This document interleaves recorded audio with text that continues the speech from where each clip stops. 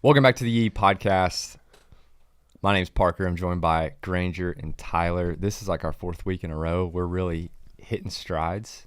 We're doing this every week. Working hard. Letting the people know what's going on from a frame of faith, freedom, and the outdoors. How was y'all's Thanksgiving? Amen, brother. Man, Thanksgiving was great. I shared it with my close brothers. You guys. Minus the part where you undercooked the turkey. We had medium rare turkey. Had that nice juicy Thank pink you for center. doing that. Why did that happen? No idea. That was I Was think it it was a smaller one or the bigger one? It was a small one. I think we tried actually from this podcast we decided to do the air fry turkey. So the turkey did great. Yeah, it was good. But it was the smaller breast that I cooked before the turkey. And I think it was small, and so it wasn't reaching the outsides where the heat's coming from, and it didn't cook the center all the way. You cooked it the same time as the other one? Yeah. Huh. It's now I got it in the back of my truck, by the way. Do you want it? Yeah, I'll get it. All right. It's now officially December. Seems like the year went by really fast. Do you guys feel like the year went by fast? Nah. Yeah, it seemed like it flew to me, 2024, but it was it was a good year. It was the good old days. We'll look back like it'll be one of those years that's the good old days. Why do you say that? Like 1992. Cowboys. Well, I went to Israel twice, Honduras, Cuba. Just like the 90s. I went to all over the U.S. Took Lincoln with me a bunch of places, London with me a bunch of places, Amber a bunch of places. Maverick's been a handful and fun. Country. You were leaving the ranch the other day, and Mom was talking about, because you left early before everybody else, and Mom said something about how you've always you can't stay in one place for very long. And I was like, yeah, like ever since I knew you growing up, you're always going different places. Can't get locked down very long with you. That's a little unfair because Maverick, we needed to get home from Maverick. But, yeah, that's true. But yeah, it's been a great year. I feel like all year I'm looking forward to the holidays, and then now with Thanksgiving being late, we only get like true Christmas time for like 3 weeks. It's kind of sad. We're already like what is it? Yeah, first week of December. Yeah, and then it's just like I don't know. Right in January, it's just kind of depressing. Right after Christmas ends, and then you got February, March, April, and there's like not really anything to look forward to. Do you guys feel that? Man, you know what's crazy? It's the opposite for me. I was just telling Amber this last night, and I don't want anyone to start thinking I'm, bah humbug or anything. But Christmas decorations, the way Amber does it, it gives me a little bit of anxiety. There is so much clutter and Christmas lights everywhere and like garland everywhere, and just like every table has something on it, and it clutters my mind. I'm a minimalist, and so we had this discussion last night. Every year, usually if we take a New Year's trip when we get back or the day after New Year's, when we start taking stuff back out into the barn, all my spirits lift. So I'm the opposite of most people. I love that first week of January, putting everything back up. The tree comes down, you get all that space, the chair goes back to where it was, everything kind of starts going back to normal, and you're like ready for a new year. I actually love it. So you have a problem with the decor. You start to feel a little claustrophobic. Yeah, I feel a little claustrophobic. And I tell you also what we're going to do as a family is we're going to start reading Matthew.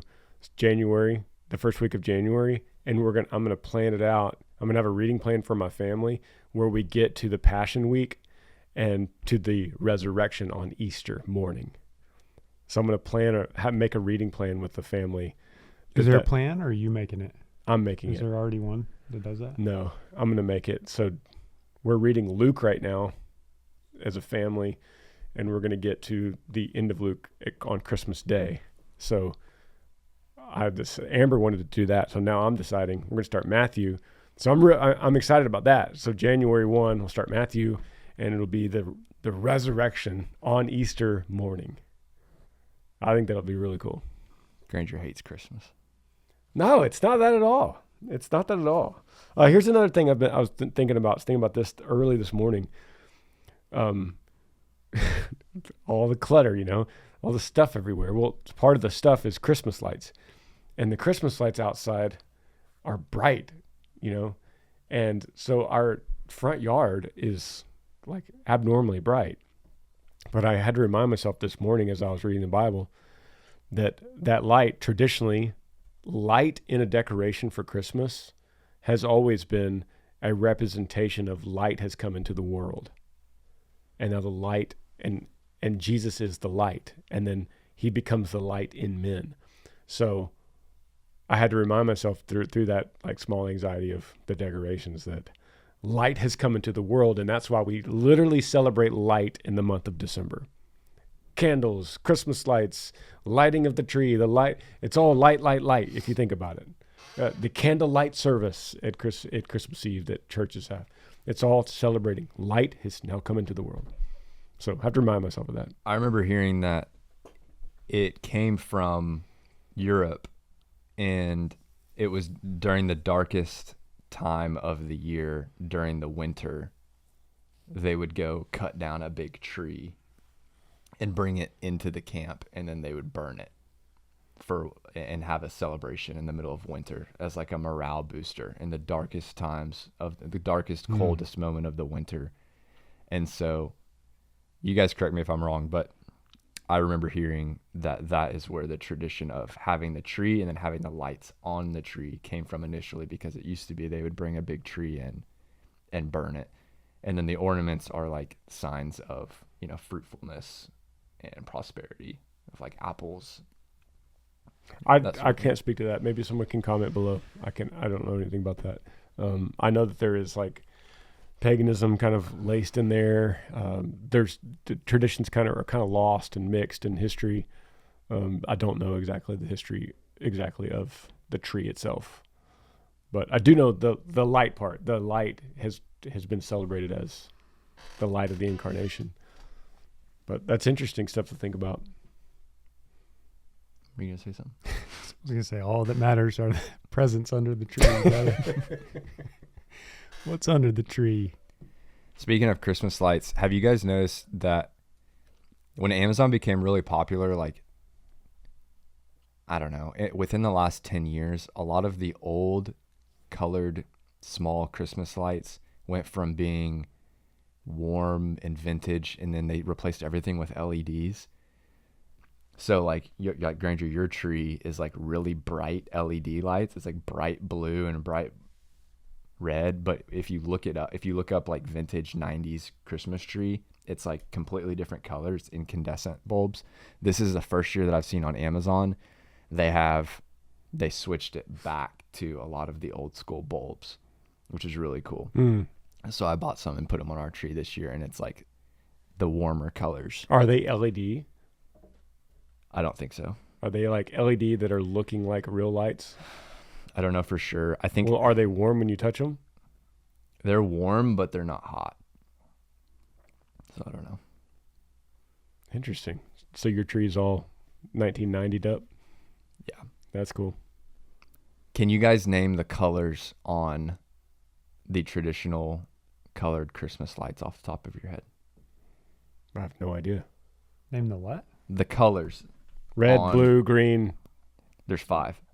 Red, blue, green for sure. Yellow. Orange. No, one of them is yellow/gold/orange, but there's one that you wouldn't necessarily think. You named white count? You named red, blue, green, and then gold, and then there's one more that you wouldn't think, but if you look at it, you're like, that is on there. Is it pink? Yeah. Yeah. I can see it in my head now that I pink. think about it. Yeah. It's interesting. Well, All right, that's all I got. So Tyler, you got some questions for me? Yeah. Is mainstream media dead? Elon Musk says that it is. Elon Musk bought X. He's talking about buying MSNBC with the rise of podcasts everywhere. It's crazy, man, how much that has changed with Elon buying X and how we get our news. I don't watch Fox News anymore like our dad did, or CNN or MSNBC, or when something happens, like I just think we'd rather just go straight to the source on Twitter. I don't know about y'all. Brian, do you watch? I mean, I guess during the election I watched Fox News. I just get news updates on my phone that I'll keep up with every once in a while, and that's it.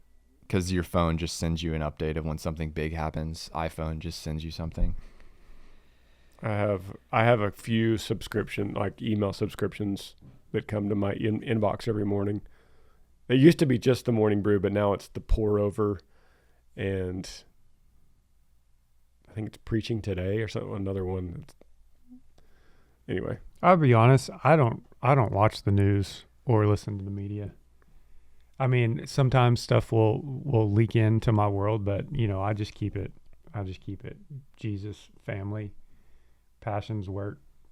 Because so much of the stuff that that the news puts in front of us is fake anyway, and just all bad news. Minnie, like mom will be there watching Minnie, and Johnny will have the news on, and it'll be like, person stabbed multiple times.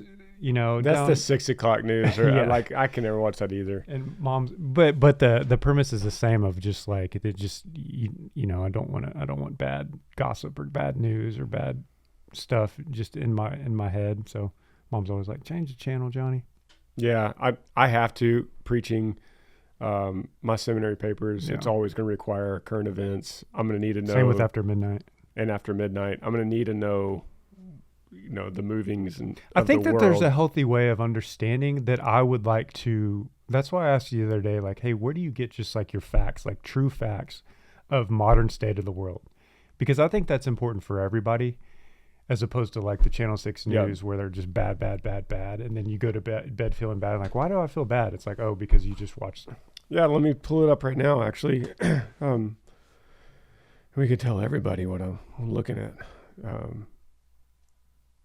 So I get Preaching Today, and that's news and events for preachers. I have the CT Daily Briefing. That's Christianity Today. That's their briefing. So I see that.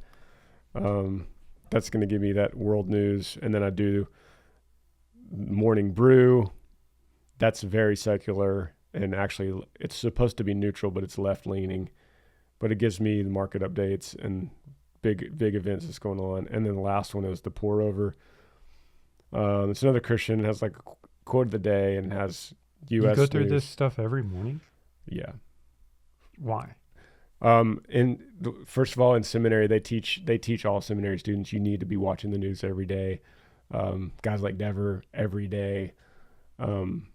It helps you keep a balance of what's going on in the world. To be able to separate from the world, you have to know what is in the world. Plus, it gives me talking points to know the temperature of the people. I don't get me wrong. I spend 15 minutes in the morning looking at it. I don't sit there and dive in for hours a day, but I'll do my 3 or 4 little emails. It was just the Morning Brew. Then I needed to balance it to some more neutral type stuff, and then to some Christian news. And I'll just scan through it. I'm like scanning, looking for, is there something crazy going on? For instance, yesterday, South Korea declared martial law, but evidently it was only like 15 minutes. They declared martial law, and then the government came in and said, no, never mind, don't do that. So I'm just trying to keep an idea, little things like that.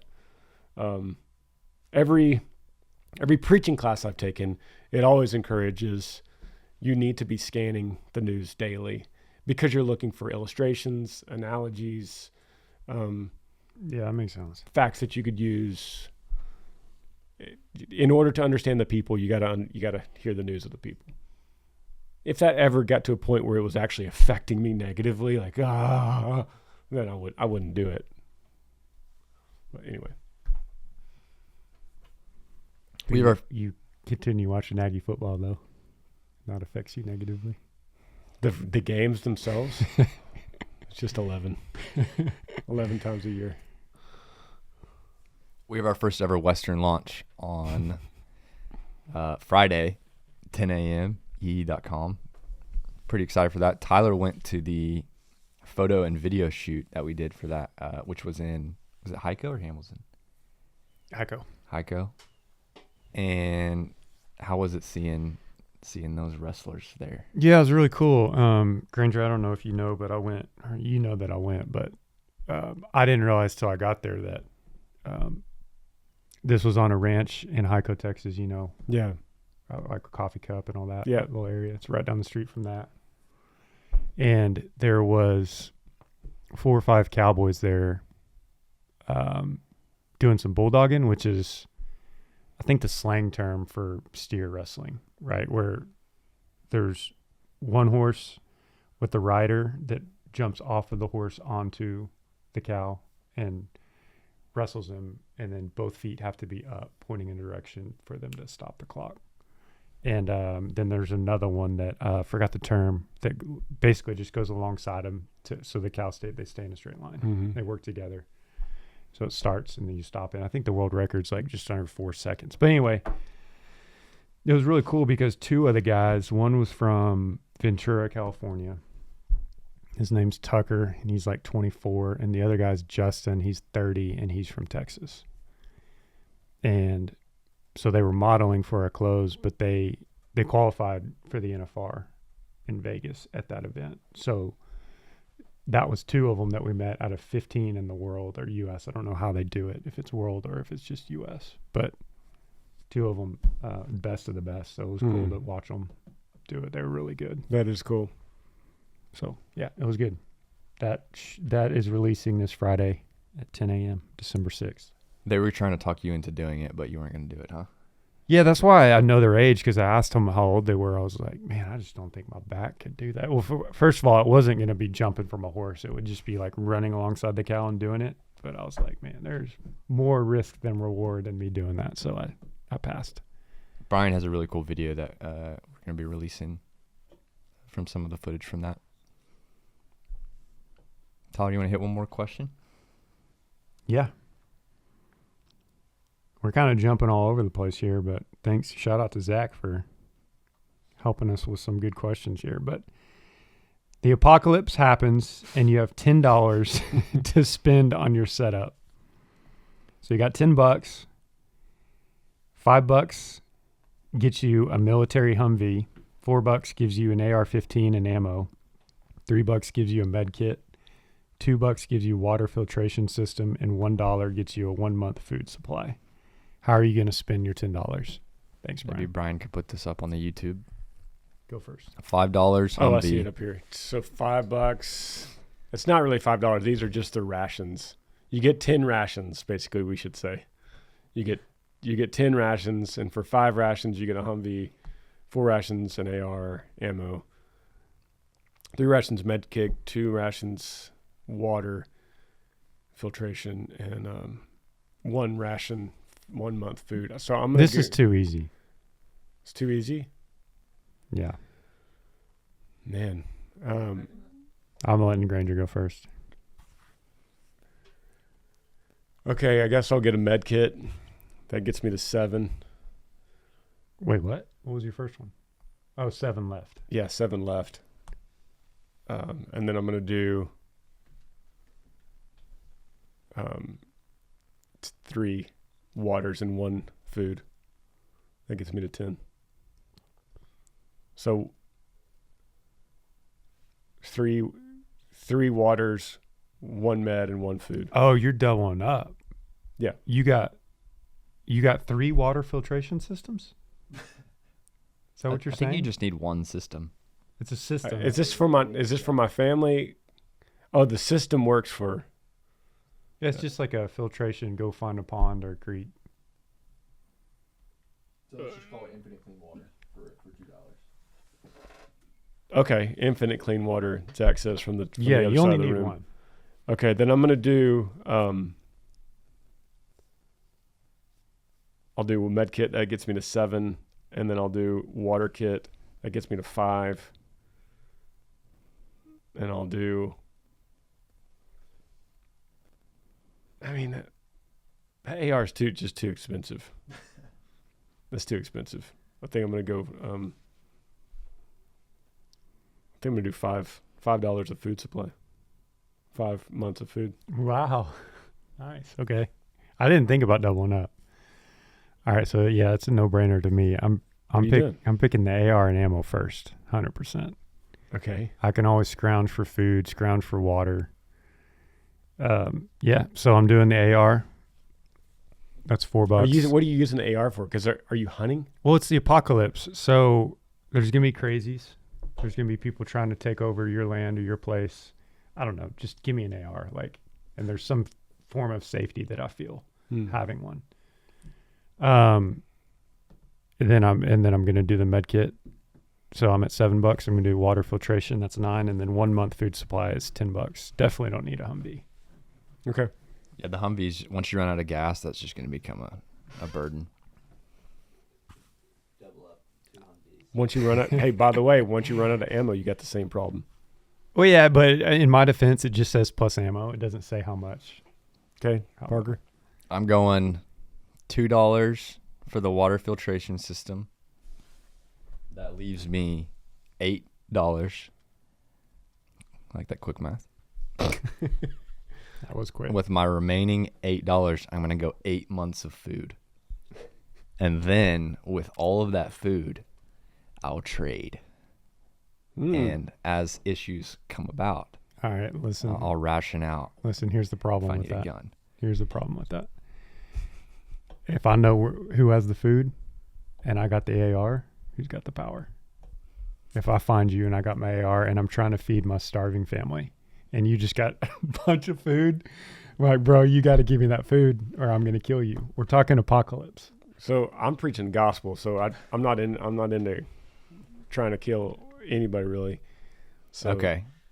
Hey, listen, I get that. No, I I didn't say that. understand. I didn't but say that in a way to if this is the slight what you apocalypse just said. and you have all this food, you're like, hey, I'm just preaching the gospel.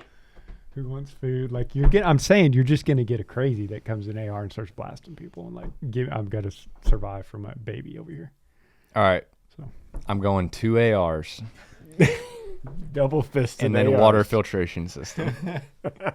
Look, plus the food thing. If you surely I'm not the only. Comment below, right? I'm right here. We need Marv. But if you have the AR, technically you don't need the food because give me a week and I can go find a buck out there and shoot it, kill it, and eat it. I'm calling Marv. We're gonna get him on the phone if he'll answer. Who's Marv? He's my Mennonite friend in South Carolina. Marv would know. He'd help us all out. It's like phone a friend. How much did this cost me? 50 cents right there. He's probably up on a roofing right now. That's what he does. Each of us get one call. I think it would depend on where you have the food, because if it's like somewhere hidden, then you'd be good. But if it was like in the middle of the city, then yeah, it's like you're screwed. What do you have, a grocery store? It's just gonna get raided first day. So if it was from some dude with a Glock. What's the next question, Tyler? What do you got? You got me thinking about calling somebody. I was thinking, who's the most famous person in your phone? Just randomly call him right now and ask him that question. Call Luke Bryan right now. Hey, man. Sorry, Luke. Quick question about the apocalypse. Granger, I got everything I need here at the ranch. All right. Next question is, what percentage of Americans own a gun? And y'all probably saw the answer, didn't y'all? Mm-mm. No?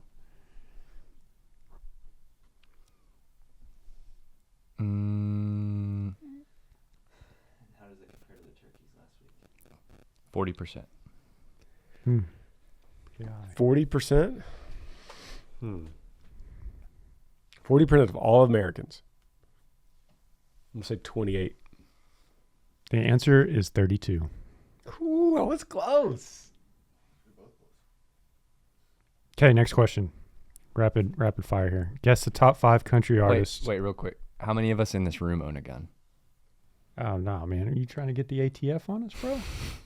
Come on now, you can't say that. See, you say you don't get news, but you do get your news because you're obviously. Yeah, I lost them all in a boating accident, bro. All right, guess the top 5 country artists with the highest tour earnings. All So time. it's all time. So that Garth Brooks. No, Taylor Swift. She still counts. Does Taylor Swift count? Okay, no, it doesn't count. are we sure Garth Brooks. this list is accurate, Zach? I can triple check, but Because I would think, Taylor Swift did not qualify, I believe. yeah, Taylor's pop, I guess, so she doesn't qualify. I would think that Garth would be on there. Garth is number 1. So there's top 5 country artists all time. All time George country Strait. artist. George Strait, Garth Brooks. I don't know country music at all. Well, you would know these guys though, or girls. You guys are not reading it says this is right. Okay. Well, we'd have to consider that only the last 20 years it could even matter because touring in the 80s, 70s, yeah, 30 years. yeah, but then, yeah, I guess so. So that's why, yes, I think George Strait matters. So Garth and George, Who do you pick out of like Toby Keith, Alan Jackson? not Alan. Alan never had that kind of tour, but Toby did. Did Alan never do big time? Stadiums or nothing. No, he didn't. Why? He's so popular. He was always just like the staple, he was like your best support act you could ever have. Supporting George. He's like Dustin Lynch. With all due respect, I love Dustin, but Yeah. he's just been the solid support to the headliner. I would say Aldean has been consistent over a long time, and Tim McGraw has been consistent over a long time, What about Kenny Chesney? Tyler, you said. and Kenny. So, yeah, so What? to If he gets one right, tell him. Okay, so y'all have gotten 3 right out of 5. So I don't even know what they are, but I would say I can- Garth, George, Kenny, Tim, and who was the other one? Garth, George, Kenny, Tim, Toby Keith. and Aldean. How old are you? Tell him where he's at. Yeah, so you got the number 1 right. That's Kenny Chesney. Uh-huh. That dude's just been doing it stadiums Just for like so long. decades. Yeah. He's number 1. You got George Strait. He's, And Kenny would be over Garth because Garth took 20 years Yeah. off. which actually might be a factor in him being Yeah, that's the on the reason. list That's or got to not. be the reason, yeah. Number 2 is George Strait. Number 4 is Tim McGraw. So you're missing 3 and 5. You can get these One of them's if a you girl. think hard enough. Carrie Underwood. Not Carrie. Dolly Parton. Reba McEntire. You're naming all of them, but you're missing an obvious, and you would know this girl too. Lainey Wilson. Oh, man. You just keep going. It's obvious when you say it.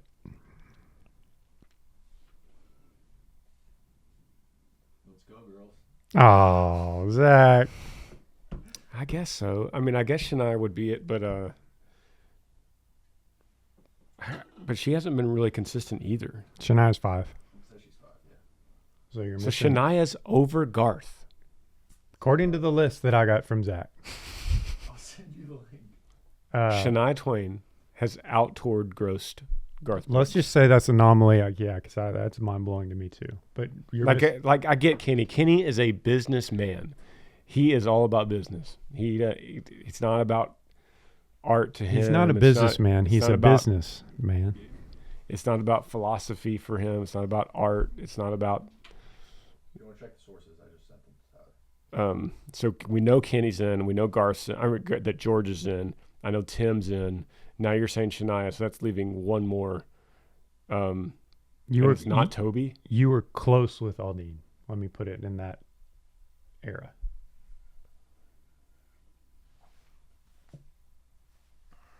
Man, I can get. You let me know when you want a hint, and you'll get it.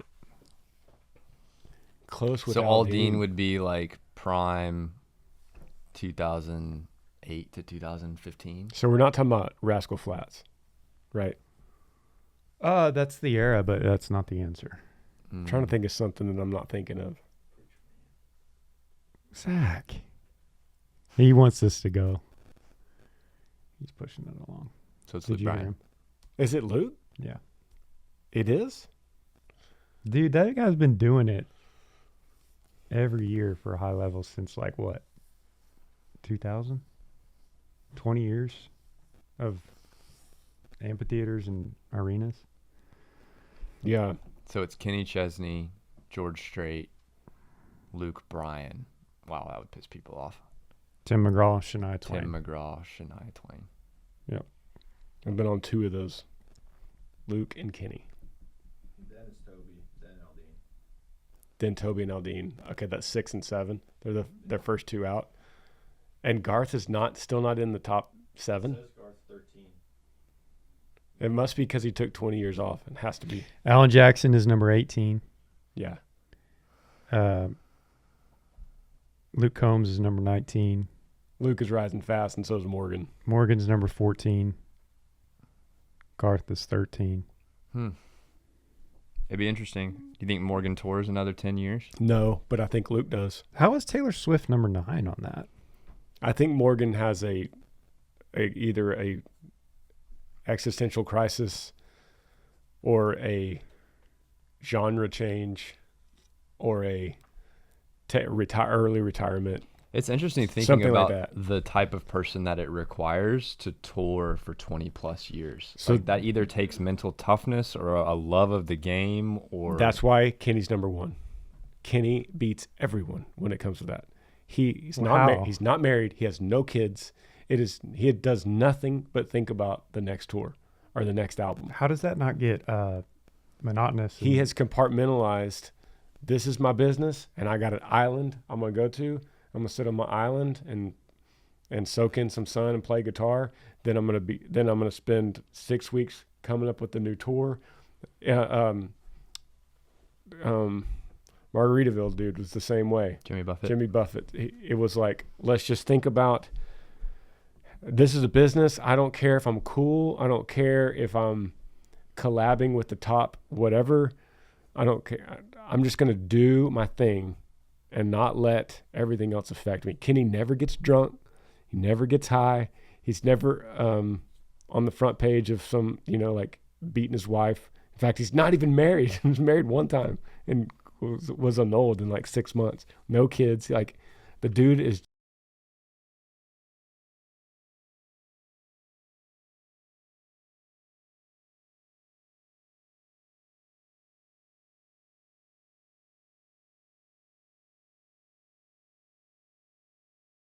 before he was like, when I was on tour with him, it was big orange ball sinking in the water. That was like, I want to know how forever feel. It was huge tour, huge, sold out arenas everywhere. And they had big beach balls flying around. 2002, that's 22 years ago. Wow. It says 952 shows, gross $1.172 billion. Which is way more than George, right? George Strait, which is second, is 814 shows, 733 million. Wow. You would not think that he'd almost double George. I'll say it again. This is like a philosophy. Kenny is just a machine. I remember the manager I used to work with, Greg Hill. They worked with with Kenny for a while, and he was just an absolute machine. He doesn't sway with the wind. He doesn't need time off. He doesn't say, me and my wife are going to go on a European vacation or go tour the Egyptian pyramids like Tyler Hubbard. Like, I'm not going to take a year off from my teenage daughter or 20 years for it like Garth. Kenny's just like, tour. It's incredible. You were pretty consistent from 2001 to 2023? Was that like your time? About 21, 22 years? Yeah. You had to love it too. And for the first 14 of those years, it was no record deal. It was just grassroots. Yeah, I love touring. I still do, really. I mean, it's still in my blood. So you have to love it. It's interesting because now I'm in this pastoral ministry class in seminary, And yesterday in the lecture, the professor's talking about the call of preaching. And he was talking about you have to love it. If you don't love it, if you don't feel this call, if you're not all in, get out now. Because when times are hard, when the days are lean, when your congregation hates you, you're going to freak out. You're going to leave. So you need to be weeded out right now. I was thinking to myself, that's the same thing I used to say in country music to all the people coming up. Like, if you don't love it, get out now. Go do something else. And it's interesting to hear that now in pastoral ministry. It's the same thing. Tyler and I were listening to an interview of the founder of True Classic Teas the other day. That they've been around 5 years and they're worth they just got valued at $960 million. And he said after your daily needs are met, you get a house, you get your food, you got a family, it's just a headache. And you got to really love providing value for people. You have to love the process of making the t-shirt and sending that to somebody and seeing it make their day, and then do the customer service like just with anything. And if you're in it for long enough, then you're going to be successful, most likely, just based off of the experience that you get and the time. But yeah, you got to love it. So let's go back to country music touring. I'm going to go, 'cause this is the interesting thought. Like, whenever Garth Brooks decided to take some time off, Kenny was touring. Whenever George Strait decided he was going to retire, Kenny was touring. Whenever, well, there's not a tour announced right now, but I was going to go to his website and see what the tour is. But whenever Shania decided to step away from country music, I think his tour just ended. I think he had Megan Maroney opening and one other person. yeah, I think Riley Green was out with him maybe. he still looks exactly the same as he always has in 20 years too. But whatever's going on in the world, Kenny Chesney's touring. He's just a workhorse. What's that song that he does about the girl growing up, his daughter driving? That one's so good. He has so many good ones, but Don't Blink. There Goes My Life. Don't Blink. Yeah. Yeah, so good. When I hear Kenny, I just think of like small town USA at a barbecue shop. You know, he's just like a classic. What's his top stream song on Spotify? American Kids. Get Along, When the Sun Goes Down, She Thinks My Tractor's Sexy. It's not, this is not like total streams. This is just volume like Right this now. month. Yeah.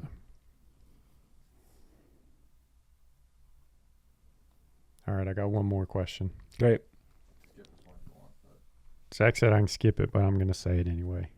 Guess the top 5 most popular dog breeds in the U.S. That's changed. It used to be Labrador Retriever, and that might be coming back. But did you notice how Labs, when we were growing up, Tyler, were like the dog? Yeah, so what's the dog now? It's the Doodle. Labradoodle is the number one. I would say that too. Yeah, I would agree. It's not on the list. It's not on the list. Where's Labrador at? Lab is number 2 still. Oh, it's still. So What it's- about Golden? Golden Retriever's number 3. Okay. Number 1 dog breed in Oh. America. Let me give some kind of stupid flat nosed dog. I bet a it's Frenchie. Frenchie. That is right. It's the that's number one? Stupidest dog ever. French Bulldog. Smash freight. That you know how they made those dogs? They smashed their faces in. What? No, they really didn't. But they Sounds like Earl. you breed any dog by picking the dog out of the litter that has the feature you want and breeding it again. So if you look at a smash-faced dog, sorry if I'm sure I'm offending people. Look at Brian's holding up the stupidest picture ever. No, that is not a... That is a really ugly Frenchie. So you know how that's how you breed dogs though. Like that's how you make a breed. You pick a dog that has the features that you want and you pull that dog out of the litter and breed it with another one. So eventually, like if you want that smash Frenchie nose, you just keep getting the puppy with the more smashed nose. All right. By the way, it's the only, no, I won't say the only, I'm not a biologist, but it's one of the only kinds of animals on this earth that you could completely manipulate the way they look by breeding. Isn't that We probably weird? do that with humans too, right? We just don't. Well, you could have different skin color, big, tall, short. You could do that, you know, like the shape of your eyes. You could do that, but it's only within the box of a human. You can't make a Great Dane and a Chihuahua like you can with dogs. It's the weirdest thing. All right, I'm going to say 4 Beagle, 5 Corgi. Corgi? No. Give us the 5. 1 is French Bulldog, 2 is Labrador Retriever, 3 is Golden Retriever. Wait, don't tell me. It's not. Does anyone listen to this podcast? It's not a Chihuahua. People that listen to this podcast just enjoy sitting in the room with Granger, Tyler, and Parker and being in our heads for about an hour. There's no good information that you could possibly get from this podcast besides just being in our heads. It's not a pit bull. Like, if you want to live with us, if you want to know what it's like to live with us in an office, listen to this podcast again. I'm just trying to think of dog breeds now. Surely I could name it. American Bulldog. No. Not a regular poodle. Not a GSP. Oh, yeah. GSP. No. No. Probably one of the most Oh. stereotypically popular dogs. Bichla. No. No. You were Dachshund. you were close on one of them with your first guess. Shih Tzu. No. A Stereotypical popular Collie. dogs. No. Nope. Oh, Husky. Nope. Boxer. No. Chihuahua. No. I can't believe it's not a Beagle or a Corgi. Oh, Terrier. Maybe a little aggressive. They're known to be. German short. A German Shepherd. German Shepherd. Yep. That's number 4. Dadgummit. One more. Those are Marvin's awesome part dogs. German Shepherd. Remember, everybody listen. Bigger the dog, the bigger the brain. Smaller the dog, smaller the brain. Okay, is the last dog small, medium, or large? I would say large. Great Dane. Not that large. Maybe medium. Medium to large. Yeah, I don't know. Poodle. Yeah. Poodle? Hey, poodles. Poodle's more popular than a Beagle or underrated. a Corgi. Poodles are Terrier. brilliant dogs. When I went dove hunting with Preston and them, and we went to South Texas with Lincoln, they have poodles got the birds, and that's so unorthodox because usually bird dogs are like GSPs or labs, and they had poodles, and I was like, "Why do you do it?" And they're like, "The smartest dog in the world."